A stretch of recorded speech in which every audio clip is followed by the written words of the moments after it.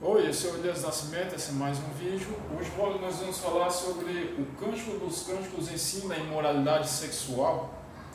Vamos ler aqui o artigo do Ancient Genesis. Ele diz assim, né? Preparando o terreno para o pecado sexual, porque tem muitos teólogos que tentam dizer que o Cântico dos Cânticos ensina imoralidade e por isso seria correto imoralidade sexual. Vamos ver se é assim mesmo. É verdade que Salomão teve o Cântico dos Cânticos foi escrito por Salomão, e é verdade que ele teve 700 esposas e 300 concubinas, mas não é verdade que Deus aprova isso, não é verdade que Deus foi de acordo com esse comportamento que foi tido por Salomão. Salomão teve um comportamento errado que não foi de acordo com a vontade de Deus. Vamos ver aqui. Uma primeira esposa não mencionada e depois o segundo esposo, vamos ver o que diz o texto, né? O que fala Deus sobre, na Bíblia? E Roboão, filho de Salomão, reinou em Judá. Roboão tinha 41 anos quando começou a reinar. Reinou 17 anos em Jerusalém, a cidade que o Senhor havia escolhido dentre todas as tribos de Israel para lhe pôr o seu nome. Sua mãe chamava-se Naamá, uma amonita.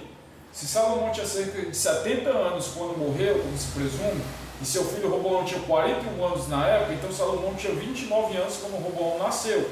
Isso teria ocorrido um ano antes de se tornar rei. Isso significa que Salomão deve ter tido uma esposa anterior à filha de Faraó, que a maioria dos teólogos acredita ser a principal personagem feminina do Cântico dos Cânticos, de quem Cântico dos Cânticos se refere seria Naamá, no caso, ou seja, ele não estaria falando de várias esposas que tiveram, uma esposa preferida entre várias esposas que ele estava tendo, e que por isso seria um livro escrito sobre a imoralidade sexual de Salomão. Salomão não estava falando a respeito disso, ele estava falando de uma esposa dele, e as outras mulheres que ele se refere são as mulheres de faraós, de outros egípcios. Nós vamos ver aqui no texto como é desse jeito. Como se pode deduzir do versículo acima sobre Roboão e sua mãe, se Salomão se casou com a filha do faraó no terceiro ano de seu reinado, então Salomão teria 33 anos na época. A maioria dos homens judeus se casavam entre 16 e 18 anos.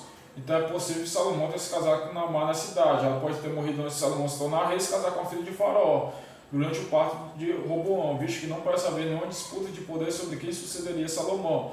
Também parece bastante certo que Roboão era o filho mais velho de Salomão. Sabemos também que Salomão teve pelo menos duas filhas, que provavelmente eram mais velhas que Roboão e foram dadas em casamento governadores com a cidade ao trono. Ok.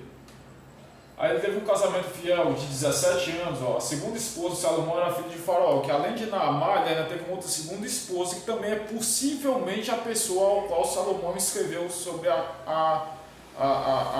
livro Cântico dos Cânticos, as suas poesias, ter sido escrito ou sobre Naamá, ou talvez poderia ter sido escrito sobre sua segunda esposa. Eles podem ter se casado cerca de 3 anos após o início do reinado de Salomão. Se esse casamento ocorreu imediatamente após eventos descritos 20 anos após o início de seu reinado. Ele construiu o palácio em Jessé para a filha de Faraó, sua esposa.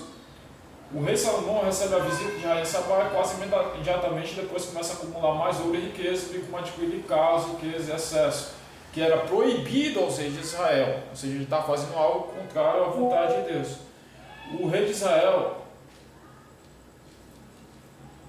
Os reis de Israel foram instruídos a não acumular esposas. Depois que Salomão acumulou riqueza e cavalos em excesso, não deve ser surpresa que isso começa assim, ó. Olha como é que começa. Mas o rei Salomão amava muitas mulheres estrangeiras, além da filha de Faraó, mulheres moabitas, amonitas, amonitas, sidônias e hititas. Era algo contrário à vontade de Deus. O Senhor não apenas havia designado o casamento para um homem e uma mulher, está escrito em Gênesis 2:24, portanto deixará o homem seu pai e sua mãe e unirá sua mulher e se tornarão uma só carne, proibindo os reis de acumular esposas, mas também havia proibido aos israelitas de tomar esposas de certas nações, porque elas os afastariam do Senhor. E as mulheres que Salomão amava eram dessas nações que o Senhor havia dito aos israelitas para evitarem. Essa passagem, a primeira mão que é descrita, amando muitas mulheres, registra que seu amor por outras mulheres é adicional ao seu amor pela filha de Faraó, indicando a prioridade dela para eles, tanto em termos de tempo quanto de prestígio. Assim parece que Salomão começou a ter várias esposas depois que a filha de Faraó se mudou para Jessé, e após a vídeo da rainha de Sabá. Esta foi a maneira correta de entender a narrativa. Salomão foi fiel à sua esposa por vários anos antes de se envolver com muitas esposas estrangeiras que o afastaram do Senhor e o levaram à idolatria. Ou seja, ele escreveu o livro para essas ou foi para a primeira esposa dele, a Naamá, ou foi para a segunda esposa, enquanto ele era fiel a ela. Isso foi escrito no primeiro reinado. Qual a conclusão que nós podemos ter aqui do texto, né? Vamos descer aqui lá para baixo.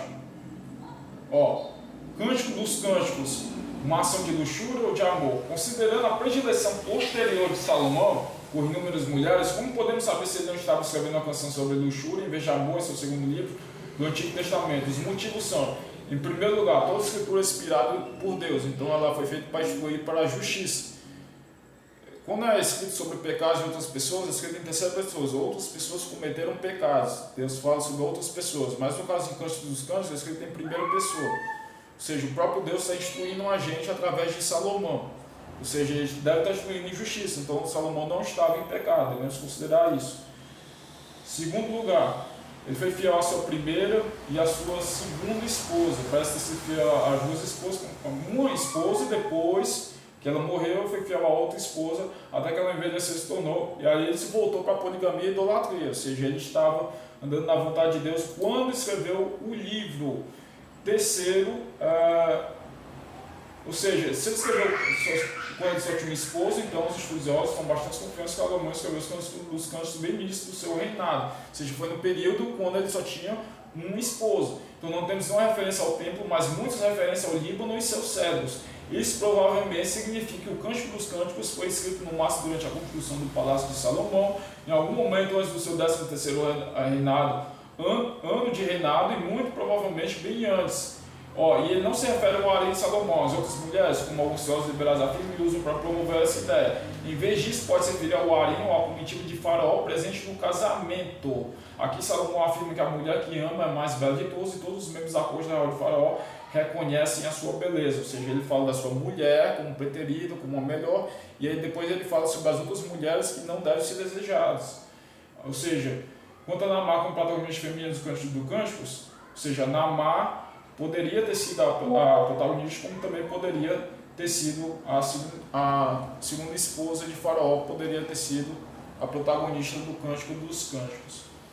Pois bem, por isso o Cântico dos Cânticos é escrito por Deus, serve para instruir em justiça, é inspirada por Deus, também é um livro do Senhor, e ela corrobora com o resto dos versículos da Bíblia que dizem que o casamento é feito por homem ou mulher e o sexo só deve ser feito dentro do casamento.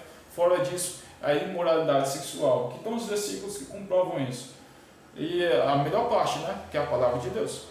Por isso deixará o homem seu pai e sua mãe, se unirá a sua mulher. Os dois se tornarão uma só carne. Assim não só dois, mas uma só carne. Portanto, que Deus uniu, o homem não separa. Que o marido demonstre à sua esposa o afeto que lhe é devido. E da mesma forma a esposa ao seu marido. O casamento seja honrado por todos e o leito conjugal conservado puro.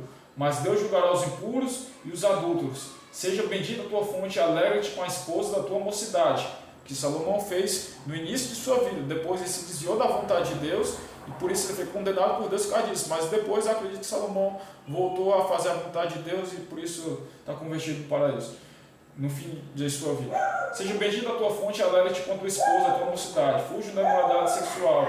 Ou seja, Deus condena essa prática que Salomão tinha praticado, as suas inumeráveis esposas e concubinas. Todos os outros pecados que alguém comete são fora do corpo, mas quem pratica imoralidade sexual pega contra o seu próprio corpo.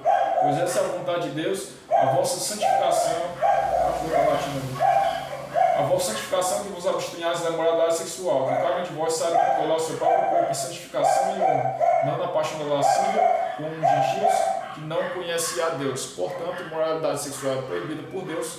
Cântico dos Cânticos foi escrito em uma época de pureza de Salomão e por isso deve ser tratado como parte da Bíblia que serve para nos instruir em justiça. O vídeo foi esse. Comentem alguma coisa aí que vocês acharam desse vídeo, qual a sua opinião a respeito desse assunto. Curtam o vídeo, compartilhem ele, se inscrevam no canal e tamo junto.